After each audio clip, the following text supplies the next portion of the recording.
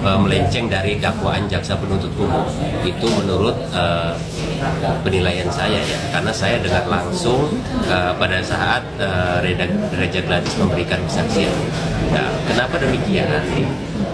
Karena sejak awal kesaksian Reja Gladys terkesan ya, atau patut diduga mencoba mengalihkan permasalahan hukum yang sedang berjalan dengan mengatakan bahwa yang jadi permasalahan bukan skincare. Dia tidak takut dengan skincare, ya enggak? Tapi lebih pada dia nggak terima, dia merasa dicemarkan, dia merasa di harga dirinya gitu dilecehkan dengan live streaming Nikita Mirzani yang mengatakan bahwa dia abu-abu, terus berutusan, bahkan dempulan, seperti itu gitu.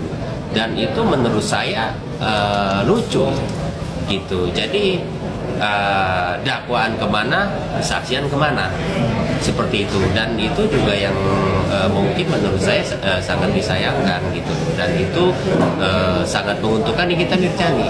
Bahkan saya bilang sempat berstatement kalau seperti itu Nikita Mirzani berpotensi buat bebas gitu. Karena bagaimanapun apabila dakwaan tidak sesuai dengan kesaksian, utamanya adalah saksi pelapor yaitu Reja Gladys, gitu. Potensi bebas itu sangat terbuka. Oke, Bang, ini dua-duanya mereka saling mengatakan membawa bukti-bukti yang cukup lengkap. Ini kita pun begitu ya. Mereka dihadirkan dalam satu persidangan. Menurut Abang, gimana sih harusnya nih majelis hakim menilai permasalahan mereka ini? Ya, kalau masing-masing pihak mengklaim bahwa dirinya memiliki bukti yang kuat dan bisa dibuktikan di pengadilan, ya itu sah-sah aja. Bagaimanapun masing-masing pihak, Nikita Mirzani maupun Reja Gladys itu harus gitu, ya enggak? Harus memiliki bukti yang masing-masing adalah mendukung argumentasi terkait Reja Gladys ya, terkait BAP dan dakwaannya gitu. Itu harus berkesesuaian ya. Dan terkait majelis hakim ya, saat ini majelis hakim ya, semuanya dia mencoba mengakomodir dalam artian mengumpulkan gitu loh, dari dakwaan, kesaksian, terus bukti-bukti. Nah nanti baru setelah itu majelis hakim akan membuat sebuah kesimpulan seperti apa gitu sebelum adanya putusan gitu. Jadi saat ini majelis hakim ya cenderung menggali, mendengarkan, ya nggak, mempelajari daripada istilahnya kasus Nikita Mirzani ini, seperti itu. Oke, Bang, mungkin Abang sebagai kalau kita di sini Bang, hukum, titik poin permasalahan ini apa sih Bang kalau menurut dari kacamata Bang? Titik poin permasalahan ini ya pasal yang didakwakan, ya kan, pasal 369. Ya, walaupun awal penangkapan itu lebih gencar, yang digembar-gemborkan itu pasal 368, tapi itu kan sejak awal saya menyatakan itu sulit dibuktikan gitu, karena unsur pencemarannya tidak ada. Nah, bergeser ke 369 itu sudah jelas bahwa 369 itu bagian dari pemerasan, tapi lebih pada ancaman akan membuka, ya enggak, rahasia orang lain, akan membuka istilahnya aib orang lain di melalui media sosial yang ancamannya sekitar 4 tahun penjara. Mungkin kalau di awal pasalnya itu ya Nikita Mirzani tidak perlu ditahan, gitu loh. Nah, terkait pasal tersebut jelaskan, yang harus dijelaskan ancamannya di mana Nikita Mirzani mengancam secara langsung terhadap Reja Gladys, ya enggak? Apa yang menjadi ancamannya, ya kan?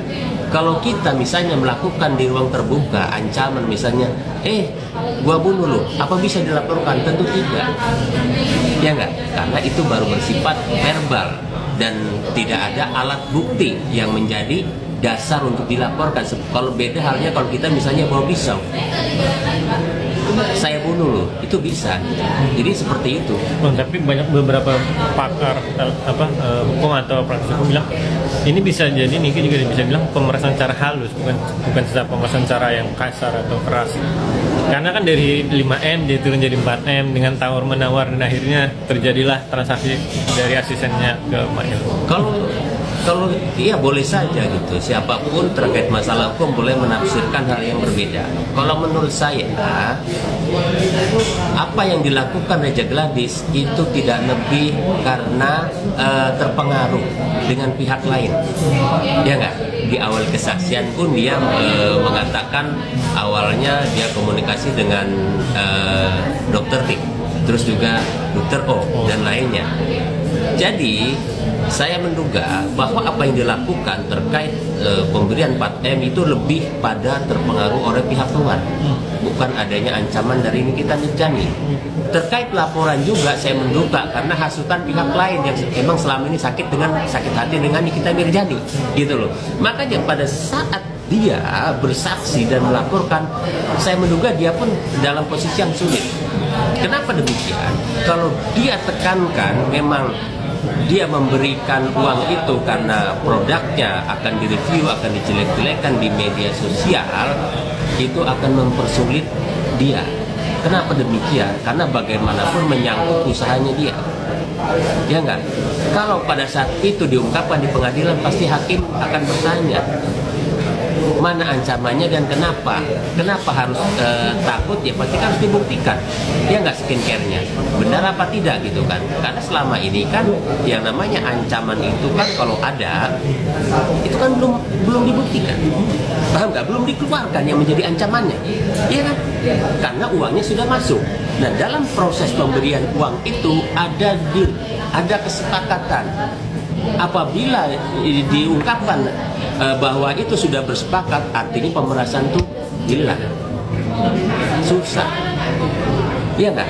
Karena sudah ada kesepakatan seperti itu. Bang, tadi abang menyangkut nama dokter O. Ini lagi-lagi dokter O. Di kesaksian dokter Reja Gladys bilang, udah dia konsul dengan dokter O, dan dokter O bilang, udah sumpah aja mulutnya Niki, sumpah aja dengan uang. Itu berarti dokter itu sebagai, bisa dibilang sebagai saksi juga, Ada terlibat nggak dia? terlibat juga bisa dibilang gitu Pak? Kalau dokter O kan sifatnya memberikan saran, memberikan masukan, ya enggak, gitu loh. Apa yang dia lihat, apa yang dia alami sebelumnya gitu loh. Seperti itu gitu. Nah, semuanya akan kembali ke Reja Gladys, ya enggak. Walaupun menurut dugaan saya apa yang dilakukan itu lebih kental, lebih mempengaruhi dirinya dia itu karena istilahnya saran-saran itu gitu, paham nggak gitu, daripada istilahnya dia memikirkan dampaknya seperti apa. Dampaknya dia akan sulit gitu kalau benar-benar gitu loh nanti ini terungkap gitu loh bahwa produknya dia jelek, kan yang rugi dia. Jadi laporan ini juga sebenarnya bukan laporan yang mungkin tidak diharapkan sama dia gitu. Oke Bang Jai, terjadi kisruh nih mereka berdua Bang Jai. Apakah BP POM itu harus turun tangan juga untuk mengatasi hal ini dengan posisinya kan apabila Reja Gladys nanti skincare-nya di review kan dia akan ada rasa ketakutan. Apakah BP POM itu harus ikut andil? Sejak awal gitu loh, sejak kasus Nikita Mirzani ini mencuat, saya sudah memberikan keterangan di media agar BP POM turun tangan, karena bagaimanapun ini menyangkut hajat hidup orang banyak gitu, ya enggak? Karena seperti yang dalam sidang Nikita Mirzani ada ungkapan dari dari RJ ya, bahwa tempelan BP POM itu yang dilakukan oleh karyawannya, benar seperti itu kan? Nah itu kan tidak bisa dibenarkan, gitu loh. Harus diuji produk ini membahayakan tidak bagi masyarakat.